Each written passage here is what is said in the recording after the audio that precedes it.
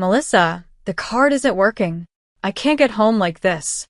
Fix it now, my husband shouted over the phone, stuck at the hotel. When I was in college, I lost my parents in an accident.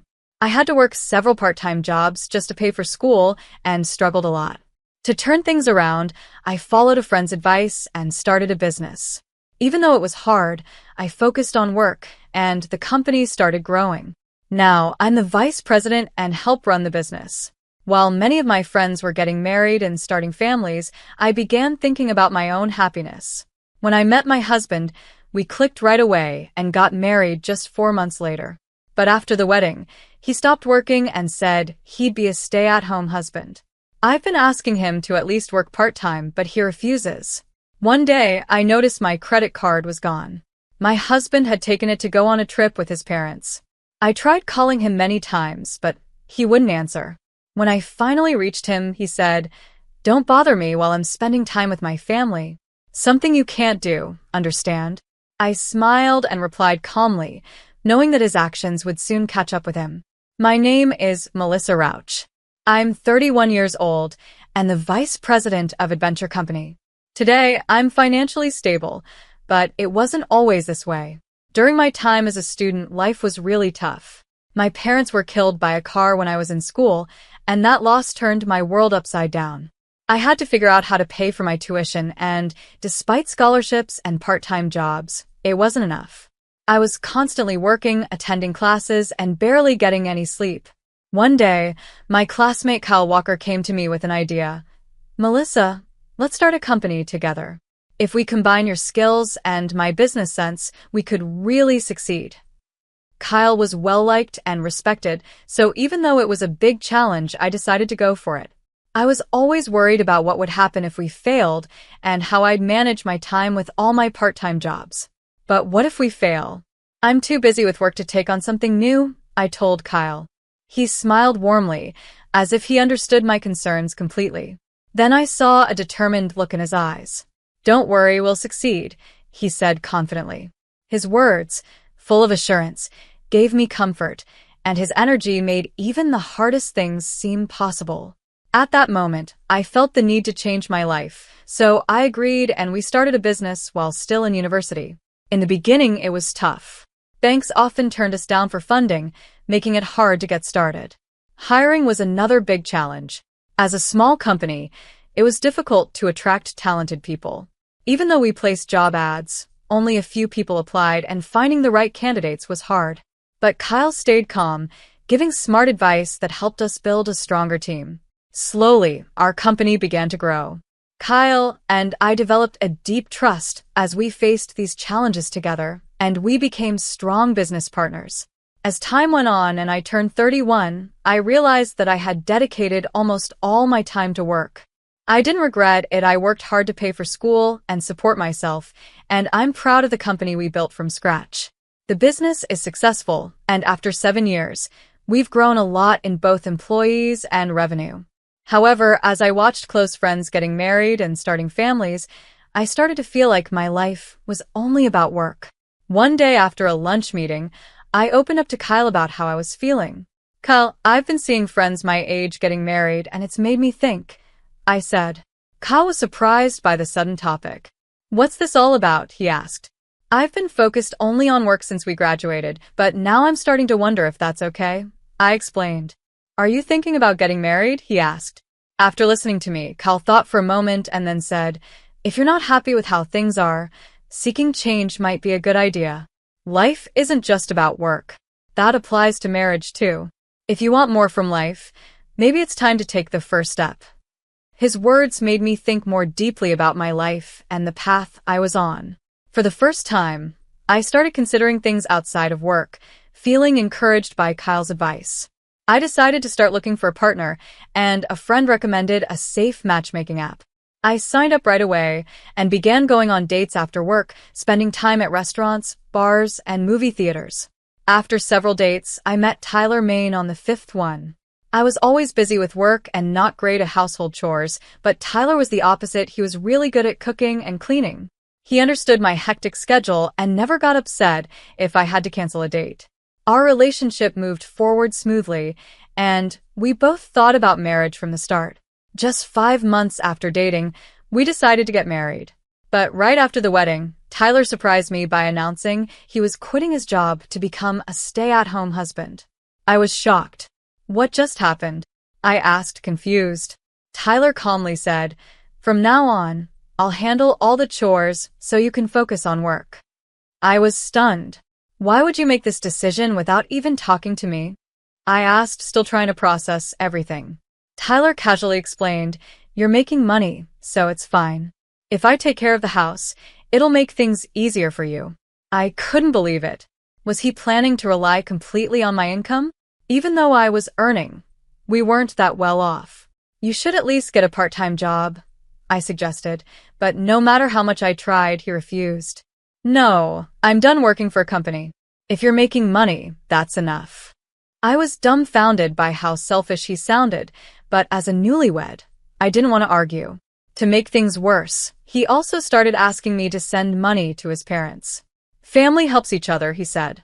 "I'm a stay-at-home husband now, so Melissa, I'm counting on you." I wouldn't mind supporting his parents if he had an income, but putting the burden on me felt wrong.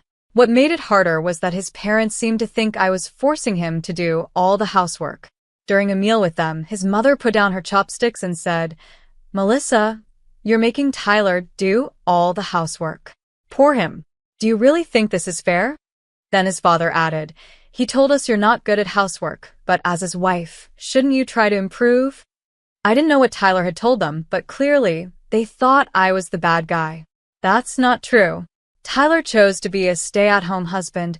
I protested, but Tyler whispered, "Calm down. Just apologize, and I'll clear things up later." Even though he said he'd explain, I was frustrated that he didn't stand up for me right then. Later, when I asked if he had fixed the misunderstanding, he always brushed it off, saying it didn't matter. I never got the chance to talk to my in-laws. I felt rejected by them and unsupported by my husband, which made me feel hopeless about our marriage. I even started thinking about divorce. Then, when I went to the hospital because of stomach pain, I found out I was pregnant. I felt both surprised and happy, so I rushed home to tell Tyler. "Tyler, I'm pregnant," I told him. "Really? That's great," he said calmly, which confused me. There was no excitement from him. He just sat on the couch, watching TV, like my news didn't matter. The happiness I felt quickly turned to disappointment.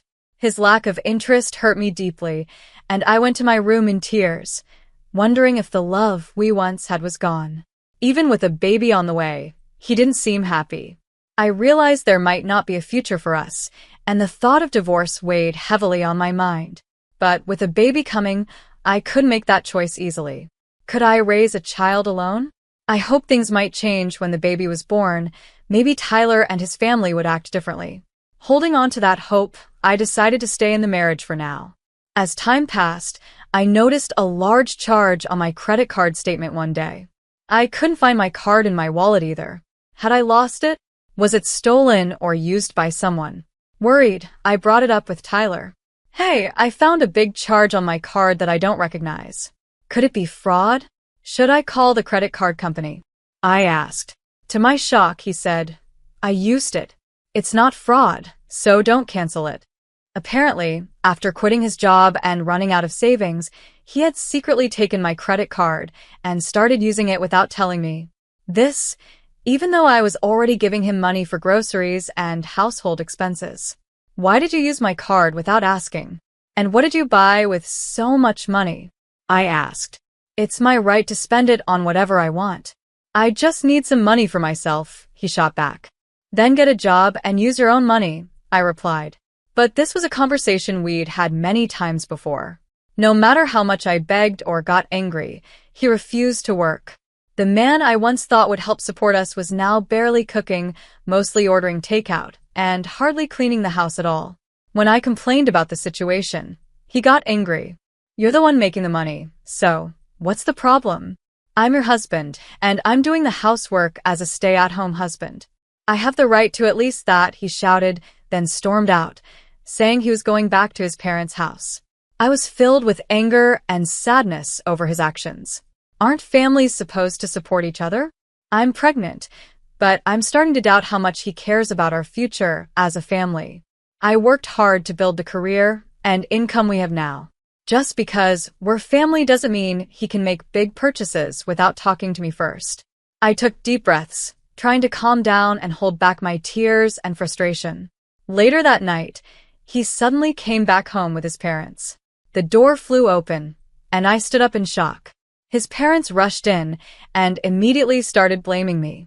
"It's because you forced Tyler to do all the housework that he's been neglecting his duties," they accused.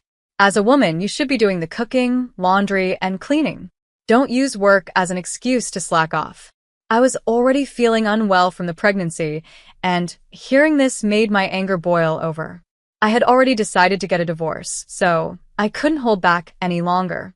"That's not true. Don't act like you know what's going on when you don't," I shouted. "You'll regret it if you keep treating me like this." They looked shocked by how cold I sounded, but I realized there was no point in arguing with them. My husband had misled them, and even when I explained that he wasn't working, they didn't believe me. So I decided to stay quiet. I had a strong feeling they would regret this later, but in that moment, I felt the deep sting of betrayal from the man I once thought would protect me. Then, my mother-in-law pulled out some papers from her bag and slammed them onto the table. "If you don't reflect on your actions, we're demanding a divorce. Sign this and be done with it," she said. I stared at the papers, shocked. I never thought they would bring this to me, especially since I had been planning to ask for a divorce myself.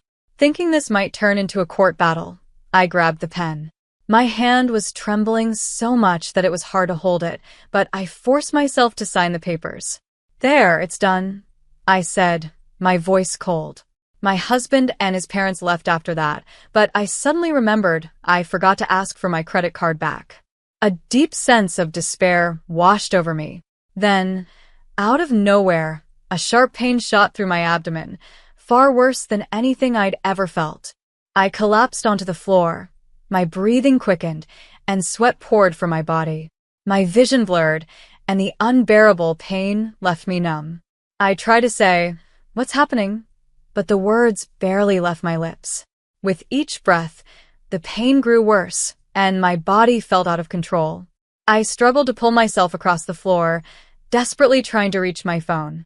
My fingers shook as I clawed at the floor, moving forward inch by inch with all the strength I had left. The sharp pain threatened to make me pass out.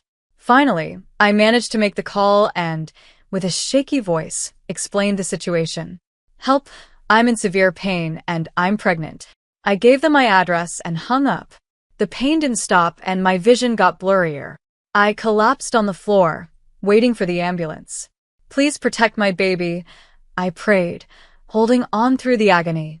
I kept telling myself I had to stay strong for my child. I was rushed to the hospital, where I faced the risk of premature labor. The doctor said it was due to stress and overwork, and I was admitted right away. Fear for my baby's safety overwhelmed me, and I must have passed out. After being in a coma for 6 days, I finally woke up in the hospital room. The pain had eased, and my body felt more relaxed. I immediately checked my belly and felt relief that my baby was still there. I took a deep breath, comforted by the quiet room and the soft light coming through the window. As my memories came back, I remembered the terrible pain, the ambulance ride, and the fear of losing consciousness. I was grateful to be safe and alive, but then my thoughts turned to my husband. I needed to contact him. I grabbed my phone and called him, but he didn't pick up. I had given his contact information to the paramedics when I was brought to the hospital, but I hadn't heard from him. I kept trying, and on the 5th call, he finally answered. His voice sounded strange, and the connection was bad. "What do you want at this hour?" he asked. "I was rushed to the hospital for signs of premature labor. It happened after you and your parents left," I said, asking him to bring some things I needed. His response shocked me. "That sounds tough, but I'm overseas right now, so I can't help." "Overseas?" I asked, stunned. "I'm on vacation in Germany, spending time with my parents. Don't bother me. I'm fulfilling my filial duty, something you can't handle," he replied. I was speechless. How could an unemployed man afford an overseas trip? He kept talking about his duty to his parents, so I guessed he must have had some other source of money. With my voice shaking, I simply said, "Got it," and hung up. Afterward, I went to the hospital gift shop, bought some stationery and an envelope, and made a phone call to someone. The next day, my husband called in a panic, saying, "The card's not working. I can't get home like this. Fix it right now," he demanded. I canceled the card. I replied calmly, though inside, I was boiling with anger. "What?" "I can't pay for anything." "What are you going to do about it?" he asked, sounding desperate. "That's your problem," I answered firmly. "This isn't just my problem. I'm still your husband," he shot back. I couldn't help but laugh. "What's so funny?" he asked, clearly confused. "Our marriage is almost over. The divorce process is already underway," I said, and his tone suddenly became tearful. "Please, just let me use the card temporarily so I can get home." "I'm begging you," he pleaded, but I felt nothing. "Figure it out on your own. You're no longer my concern," I responded coldly and hung up. 6 days later, my friend and the company president, Kyle, came to visit me. "Don't worry about work. Just focus on resting for now," he said. I smiled and replied, "It's the first time I've done absolutely nothing like this." Just then, the hospital room door burst open. My ex-husband and his parents, fresh from their overseas trip, stormed in. The moment he saw me, my ex-husband yelled, "What have you done?" "I had to borrow money from a friend just to get back home." His mother screamed, "This is unbelievable. How could you put us through this?" His father joined in, shouting, "Our son's carefully planned trip was completely ruined." Their fury exploded in front of Kyle and some people passing by, but I remained calm. "He paid for the trip with my credit card without my knowledge," I said. The mood in the room changed instantly. My in-laws exchanged shocked and confused looks, as if they'd just been struck by lightning. I continued. "Right after we got married, he announced he would be a stay-at-home husband and quit his job, but he's barely been helping with the housework." The room went silent, and I could see the distress on my in-laws' faces. "What? Tyler isn't working? That can't be true." "He told us he had a job," my mother-in-law stammered, her voice shaky and filled with worry. My father-in-law looked at me, his face showing a mix of shock and disappointment. "The truth is, he's been unemployed the whole time, and I've been the one supporting the household," I explained. Hearing this, my in-laws turned to my ex-husband with disbelief in their eyes. They looked betrayed and deeply disappointed. My mother-in-law pressed her lips tightly together, while my father-in-law clenched his fists in anger. My ex-husband couldn't meet their gaze, staring at the floor under their piercing looks. At that moment, Kyle spoke up. "Mr. and Mrs. Maine, I have something important to discuss with you." "I'm the CEO of the company where Melissa works," Kyle began. "Through our conversations, I've learned that Tyler has been unemployed and Melissa has been the one supporting the household financially." As Kyle said this, my in-laws' faces showed shock and disbelief. He calmly handed them his business card and showed them the company's website. They took the card, their hands trembling as they looked at it. The truth was undeniable now, and their expressions turned to astonishment and confusion. "Our company is also a key client for a major project at Mr. Maine Workplace," Kyle continued. "But we cannot continue working with unreliable partners. This can't be happening. What will happen to the project?"